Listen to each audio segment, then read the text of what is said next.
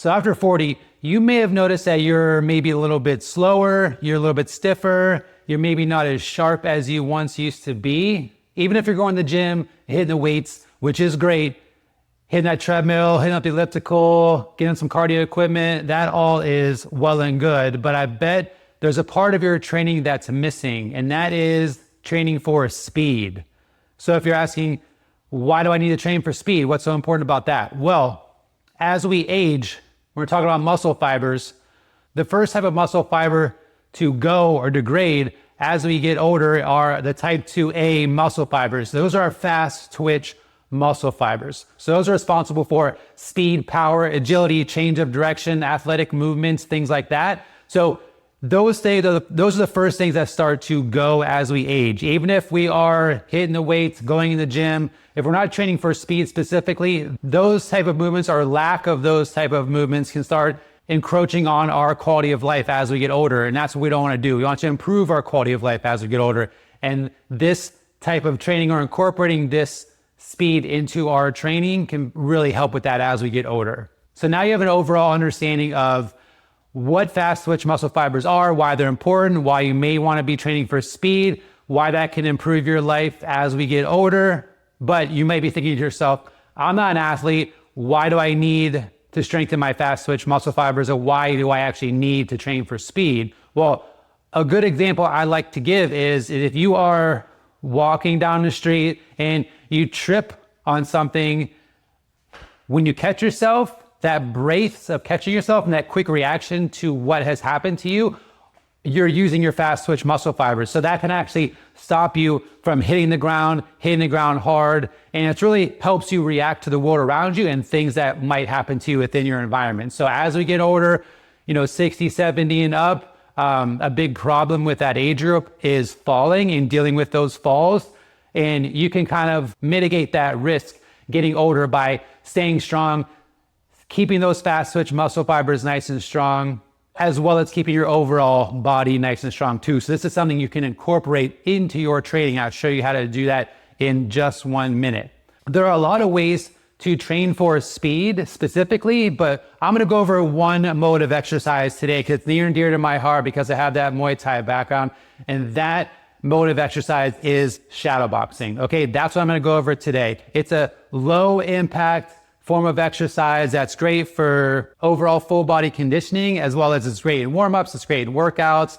It's great to just incorporate into your training. It's great for training for speed and strengthening those fast twitch muscle fibers. Okay, so we're gonna get into that.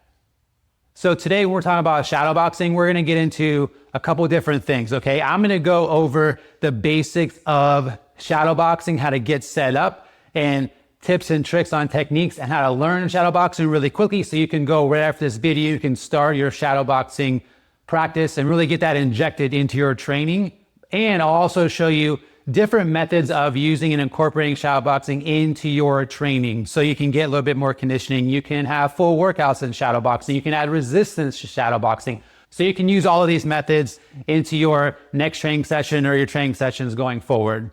All right, so now having said all that, let's just get started and learn the proper setup and the proper technique for shadowboxing. Now, you're gonna hear me talk about a lot of fighter and fighting terminology, and that's just because I believe that when you practice something, when you learn something, you're gonna be creating habits because you're gonna be doing those things over and over, those movements over and over again. So you wanna create good habits. You don't wanna develop bad habits by doing it a wrong way. But I want you to know that what I'm talking about today is just for shadowboxing and exercising purposes only, but I am gonna be incorporating a lot of this kind of terminology just so you get a good grounding of what I'm talking about. And I also have a Muay Thai background, so the way I approach this, the way I teach this is from a Muay Thai and MMA standpoint, not necessarily from a boxing or traditional boxing perspective. Look at how I teach it, and if you want to see a different perspective, there are a ton of videos online about traditional boxing and boxing technique where there are some differences. Now try and go over those as I go through all of these movements, all these techniques, so you know the difference for each, okay? So let's get started. So just like anything, right? Just like kettlebell training, just like any kind of training, we are going to go from the ground up. And that's really important. We're talking about shadow boxing, okay, or any type of like fight stance or, you know, fighting technique, because it always starts with the feet, okay? Your power, everything starts with the feet, the legs, and then it comes out, and these things are just used for extending and connecting, okay? There is really no power in what I'm doing here, no power. It all comes from your feet, and I'll explain more of that and dig a little bit deeper into that in a minute. But first, we're gonna talk about the stance, okay? So in a normal Muay Thai stance, the way I usually get people to start is you're gonna be starting with your feet shoulder width apart. Whatever your power hand is, you're gonna put that leg back. So that's gonna be your back leg. And then your front hand is gonna match your front leg, which is gonna be out. So you're gonna have this kind of diagonal pattern here. And the good way of visually seeing this is your feet are gonna be sort of in an L pattern or right angle here, as you can see. Just a place to start. Then you're gonna wanna get on the balls of your feet, and you can move this foot more forward and more of a diagonal, and just get on the balls of your feet, bounce around a little bit. Find out what is comfortable for you, okay?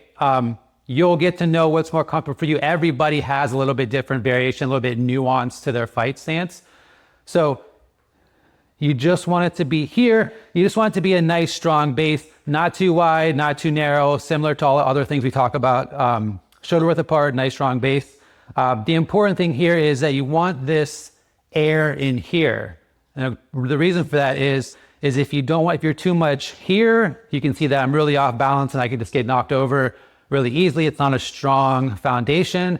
If I have my feet too parallel, I'm facing front too much, and this is too wide open, and I don't want this much of a target or this wide open. It's just not a good fight stance. So we're gonna be here, you know, cutting down the angle here, and just be in this nice, strong base fight stance here. Knees are bent, everything is nice and loose. I'm gonna say that a lot because that's the thing I see with beginners is they start to tighten up a little bit too much or just try and keep everything loose. So the hand and arm position, so if I take my hands here and just put them here, and I just bring them up to my head here, and I'm gonna kind of match, these front knuckles are gonna be at eyebrow level here, and that's good for, I'm right here to block anything. My elbows are not out like this, because you can see this is leaving this wide open, and I'm also not really tucked like this unless I'm taking some shots. So if I'm here, I'm nice in position to block. I can block body, I can block head here, and everything is nice and closed up, chin tucked. This is also a big thing that I see with beginners is they'll just forget and they'll start sticking their chin up like this, and you can see that there's just a lot of target for your chin. It leaves you wide open and exposed. You don't want that. You want everything to be nice and tucked, because you can see here that right here, there's not a lot of access, and it's gonna be hard to get to my face, which I don't want anybody getting in here. So I have this area nice and covered up if I need to. I am nice and covered up here, and it's a nice strong stance, okay? I'm nice and strong right when I engage. So boom, I'm nice and strong here, and this is what you kind of want to have in your stance. So now we're talking about stance, so let's talk about throwing these punches, okay? So I'm gonna teach you the beginner way, the way I always teach it to beginners. We're going to start with our footwork first, then I'll go into the punches, okay? So you have our stance here. So the way you wanna move your feet is you move one foot, this foot's gonna follow. And Muay Thai is kind of like a walk. And you can see in MMA, sometimes they'll bounce around like this. You know, they'll be moving in angles, but when they are engaged, they are nice and set up, ready to deliver, okay? So you can move around a little bit, throw that 1-2, but you're nice and when you are engaged in that distance where you can be hit, you want to be nice and engaged. But for shadow boxing, we are just going to be practicing that range right here. The way I like to explain this is if you imagine there's a pole going through the middle of your head, you always want to stay on that axis. So if you're throwing punches, you're turning here and turning your feet, and you're turning on the axis. You don't want to ever be in this position here, this position here, this position here, where you're reaching out, because you can see I'm pretty off balance and I'm falling over and I'm here and I'm way exposed to a counter here, or I'm just way out of balance and I can't throw anything else, or I can't even get in a defensive position. I'm just not in a good position to do anything from there. And that's just a bad spot to be in. So for shadow boxing, we're always going to practice these situations. So the walk here, the walk forward, front foot goes, back foot follows. You can lead with the back foot and go back. Some people,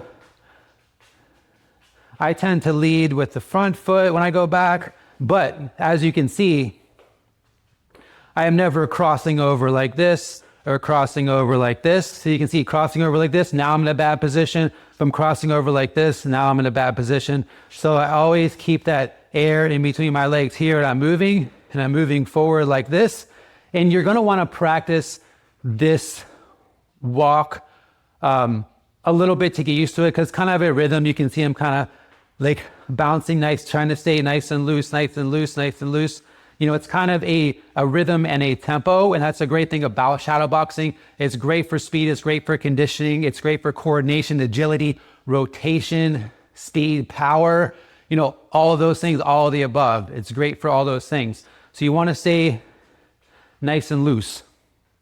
And when you are starting to deliver those punches, so we're only going to go over one combination today, and that's the 1-2. So that is the jab and the cross. So I'm a right hand, so I have the right hand cross. So jab, right cross. And that's what we're going to do. A big mistake I see, again, with beginners is they start a crossover like this. So what you want to do is you want to take your nose, you want to extend your nose right in front of you and put a dot, nose extended right in front of you, and that is your target, what you're aiming for. So right in front of you, and it's going to be, if you're looking at it in a mirror, it's going to be your center line of your face. So if I'm here, I'm throwing that jab, right cross, right at that dot right in front of me, and I'm aiming for these two knuckles here to be connecting with that imaginary dot. Another thing is, a lot of people, when they throw this punch, you can see that I'm dropping this hand here, and that leaves this side of my face wide open. I do not want that. Leaves me wide open and exposed again. So you're going to want to have your hand here for defense. So it's here, tuck your chin, here, here, here. So you can see that when I'm even throwing a punch, I am nice and covered up here. It's going to be hard for a counter to get in here. Even if somebody does counter, boom, I have this nice and blocked right here. Again, we are practicing for this scenario. Even though we're shadow boxing, it's great to just get used to these habits and practice these habits so we have good habits because practice the right way is my philosophy, right? Now we know how to throw a 1-2, okay? Now we got to go back down to the ground a little bit, back to our stance. So when you're throwing that punch, you can see that that pole is down in the middle of my body, and I'm turning around that pole. I'm not reaching for this punch here. I'm just turning here. The hook would be like this. Here, hook would be like this. So if you look at the balls of my feet, it's kind of like this motion here. And this is where it will differ from a traditional boxing technique, okay? When you are delivering that hook, a boxer will really turn that front foot to really get that rotation and drop that, boom, and drop that hook in there. But for Muay Thai MMA, when you can get kicked in that leg here, now you're a little bit too exposed to a leg kick here. So we still use that rotation, but it's more, use that body a little bit more, but still you can see that rotation still happens.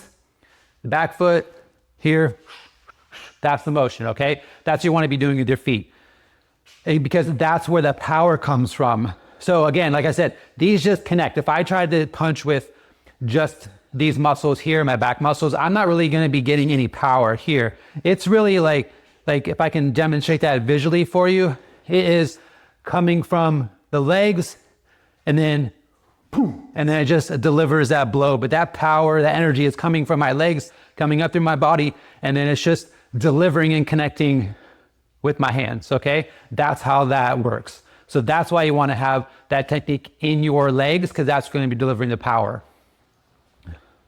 So the way that you can get started working on this technique, because this is a skill that you're going to have to learn. I think that's the fun part too, is you're learning something new, learning a skill, which is going to keep your mind sharp as well as your body sharp. And we want both these things to be sharp, right? We want to sharpen both of those places, because that is also going to improve our quality of life as we get older. So you're going to be practicing the walk going forward. So you're going to walk forward a couple times. Then you're going to throw that 1, 2. Then you're going to walk backwards. Don't cross over your feet. Stop. Throw that 1, 2. Walk forward. Walk forward. Walk forward. Walk backward. Walk backward. Walk backward. Okay. Now the reason that you walk forward and backward, because a lot of people are not used to this movement. So you're going to kind of take it slow and get used to this type of thing. And also walking backwards and throwing punches is going to be an awkward thing for you as you go through it. So you want to just practice this going forward and backward. Now in a realistic situation, and when you get really good, you're rarely going to be walking straight forward or straight back, okay?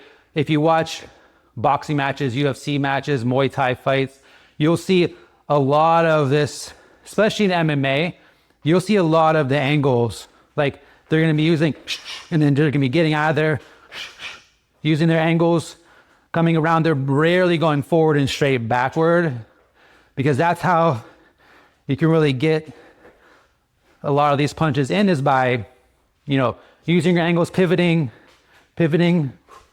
moving around, and just using your footwork really well. But if you go to Thailand, to a traditional Muay Thai gym, footwork is so important that they will have you do this walk for the first 2 weeks of training if you're brand new, because that's how important it is. They want you to get used to getting this walk down, getting your footwork down before you even, you know, would even attempt to do anything where you're just moving around. So I would say, because we're doing shadow boxing, for the shadow boxing purposes, just practice, you know, going backward and forward a couple times, and then, you know, start experimenting with, you know, just with the 1, 2, and just double jab, 1, 2, just to get that movement around, just get used to that kind of movement. And then you're really starting to get down that road of incorporating these into your training. You can do this as a warm-up. It's just a great full body warm-up, a great for your shoulders, and great for speed, and it gets your heart pumping, it gets your body nice and warm. You can incorporate this with push-ups, air squats. I'll show you a technique to really get your heart pumping. But you can incorporate this with other exercises, and you can also have shadow boxing dominated workouts too, where you can have shadow boxing is the main thing you're doing, which you're setting up your round timer for 1 minute, 2 minute rounds. You're shadow boxing, moving around. That timer goes off. You're jumping rope for 30 seconds or a minute. Then you jump right back into shadow boxing, and you kind of do that for, you know, 2, 3, 4, or 5 rounds, and that's your workout, and it's going to be a great workout, right? Another way you could do this is you could do a little bit of rapid fire shadow boxing, okay, with the 1, 2s. So what that's going to look like is, I'll show it from the side because it's a little bit easier to see from the side visually. So when you're doing this, you can be in your fight stance, or, you know, I tend to have my feet a little bit more parallel. I'm doing this, that's fine. It's just a part of the exercise. So it's okay to have your feet a little bit parallel. It's a little bit easier that way to do it. But the way you're gonna get in your fight stance, you're gonna just be shuffling your feet or pumping your feet, and you're gonna be doing these 1, 2s. Make sure you get a nice extension. You're gonna start off slow, and you can kind of speed up when you feel a bit more comfortable. Again, try and stay nice and loose. And that's the 1, 2. And so the way you can incorporate that is if you're just doing round shadow boxing, and then you can look at the timer and say for 20, 30 seconds, you're gonna go 1, 2s, 1, 2, 1, 2, 1, 2, 1, 2, 1, 2. Go back into your shadow boxing, and that's gonna give you some of that like hit conditioning in the middle of your shadow boxing round. Like I feel my heart pumping, you can see I'm out of breath. just from doing that. So it's a good way to that rapid fire. Those rapid fire 1-2s are a good way of incorporating that. And you can do, a lot of people will do uppercuts. This is a little bit more advanced where you're rolling your shoulders in a nice little rhythm.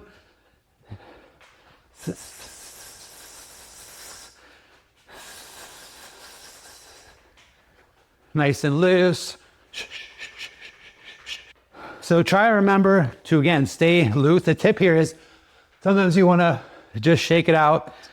A lot of beginners you get really tense and you kind of tense up and you are really like contracting your muscles here, like squeezing. And that's going to be wasting your energy. Like you never want to do that. So if you're watching a UFC fight or a boxing match, those guys, they need to have their hands down a little bit, and they know they're not in any danger of getting an exchange going on because they have distance, right? So they're just kind of moving around, feeling each other out. But when they come in and they're engaged, you might tense up a little bit, and you're ready to throw, you're ready to engage there. So when they're engaged, they're here and they're backed up. They're a little bit more relaxed, more loose, because they don't want to be in that tensed up state all the time, because they're going to waste energy and you're just going to get way more tired than you need to be. So you can practice that when you're shadow boxing as well. And again, stay loose when you're first starting. When you get a little bit of experience under your belt, you can throw a little bit harder to simulate throwing an actual punch, but it's still not going to be throwing a punch like you're hitting a heavy bag. You're not going to be throwing punches like that. That's going to throw your technique off, and that's going to, cause your habits to degrade over time. So, you can throw them hard, and that's going to really give you more of a workout as well once you get good. But I'm still not throwing as hard as I would on a heavy bag, just because this is shadow boxing. And you want to kind of, when you're doing rounds, you start slow and you can kind of gradually creep up the intensity as you go round from round. That's usually how a fight goes. That's usually how fighters will train, because the intensity will creep up from round 1 to round 5. The intensity is a lot different in round 5 than it is in round 1, which round 1 is more of a feel out period most of the time. So,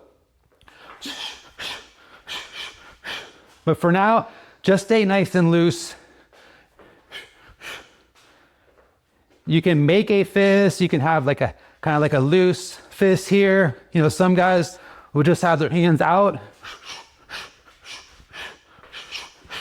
I usually stay somewhere in between where I have my fist closed, but it's still like, my fingers might be a little bit loose when I'm coming out, just to be able to stay nice and loose. Okay. So another thing you can do is you can add resistance to shadow boxing. Okay. Let me grab. These are egg weights. So you can go on, I think it's like eggweights.com, even on Amazon, but these are going to be the weights that you can use. They're made specifically for shadow boxing. They may seem light at first, but believe me, after you use these for a while in shadow boxing, your shoulder is going to be burning, and your back, your delts, everything up here, your chest is even going to be on fire just from using these. They're a great way to add resistance to your shadow boxing. So I put these on.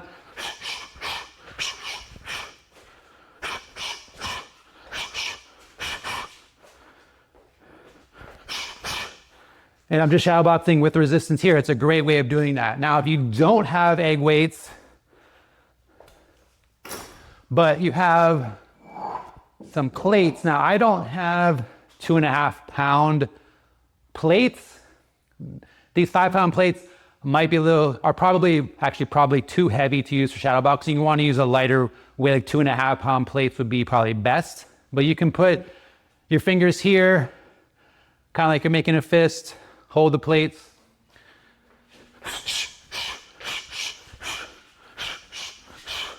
To kind of get some more resistance here. This is a little bit harder because these aren't really made for shadow boxing, obviously. And these 5 pounds are probably going to be too heavy for good technique, where the egg weights are made for shadow boxing. So I would say those are a good investment if you really get into this. You really want to start putting some resistance in, but you don't have to do that first. Just start out with no resistance, right? And that's the great thing about this too. This is really like low impact to no impact on your joints. So this is definitely an exercise that I love. Again, it's near and dear to my heart because of my Muay Thai background. And this is definitely a mode of exercise that I will do for the rest of my life forever, okay? The best way to start doing this is incorporating this into your warm-up, making this your warm-up. So setting your timer for your warm-up, doing 1 minute, 30 seconds of shadow boxing, however you want to set that up time-wise, interval-wise. Then do your push-ups, your air squats, whatever you have in your warm-up, but have that shadow boxing as the majority of your warm-up. Now, I'm teaching you just a 1-2, but in Muay Thai MMA, we're throwing knees, elbows here, elbow, back knee. We can even throw kicks from here, right? Like you can do a bunch of full body stuff from shadow boxing, okay? Now I'm just teaching the beginner lesson here, but I'm in the middle of making a full-on training from beginner to advanced, showing you the 1-2s and also showing you all the other combinations with punches, knees, and kicks, and all the things I've learned from Muay Thai, and I'm putting that inside my membership. So if you're a member inside LF40, then be on the lookout for that because that'll be dropping soon, okay? That's something I'm very excited about putting in there to have the nice, well-rounded skill set for your training, because that's one of the most important things here. We're learning things new, learning things that are fun, and that's gonna keep us coming to the gym. That's gonna keep us staying consistent, and that's what it's all about, because when we keep things fresh, when we keep things from getting monotonous, that's how we get excited, and that's how we get ourselves in the gym and have some fun. We gotta have fun here, right? Because we got to stay coming to the gym. Consistency over everything, okay? That's what it's all about. So, to recap a little bit, so we have our stance, have this air in here, have our stance, have our hands, 1-2. So, what this might look like as I'm walking forward, again,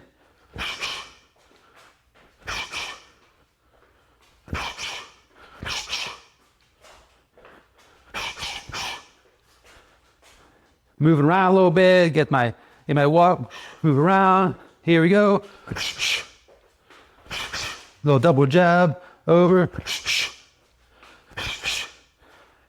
and that's just like what it kind of looks like, just throwing the 1-2, and I would probably throw some hooks or uppercuts in there as well, but you can just do it enough with just a 1-2. You can see that is enough.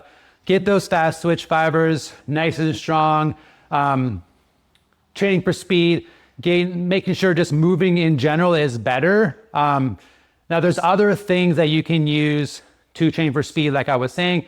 I may go into those in a future video. That's probably a good topic for an upcoming video, but this is one of my favorite things to do is shadow boxing. So I hope you got some value from this today. I want you to go out there, practice your shadow boxing, leave a comment and let me know how it's going. If you have any questions, don't hesitate to drop a comment, drop me an email. I always answer everything personally. So I love to answer those emails, love to hear from you. So don't ever hesitate to reach out. That's what I am here for, okay? So I hope you like this video and get out there, handle your nutrition, handle your training, and I'll see you in the next one, okay? Peace.